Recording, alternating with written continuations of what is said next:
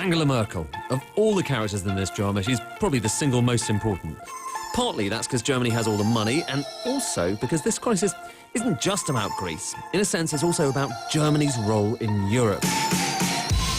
Τα διλήμματα της Άγγελα Μέρκελ και του Αλέξη Τσίπρα παρουσιάζει με σκίτσα το δίκτυο Sky News, επιφυλάσσοντας για την ελληνική κυβέρνηση τα πιο αιχμηρά σχόλια. Alexis Tsipras is also facing a major dilemma of his own. He became the Greek Prime Minister by promising to end austerity, to cancel all those nasty bailout tax rises and spending cuts, and to do that while staying in the euro. Now, election promises are always far easier to make than to keep. If Greece is going to get more bailout cash, which it desperately needs to pay its bills, it's going to have to continue with at least some of these cuts. Tsipras refuses.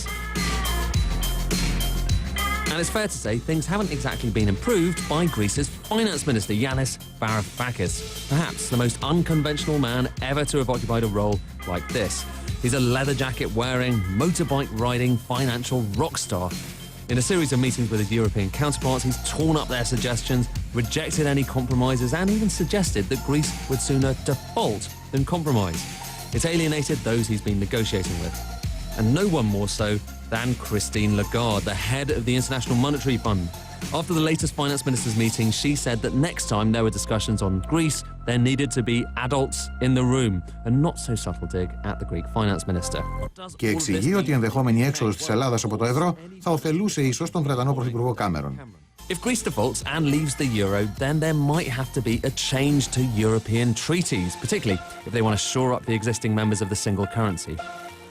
And treaty change is just what Cameron wants to give him a decent chance of winning the EU referendum. It would be nice to see Angela Merkel depicted with a smile just once, wouldn't it?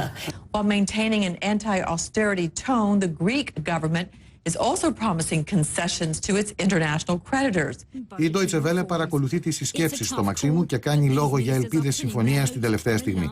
Greek Finance Minister Yanis Varoufakis made a casual impression as he arrived for a government meeting in Athens on his own two wheels.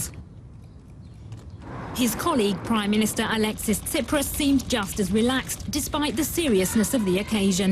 He and his team are struggling to avert the looming Grexit.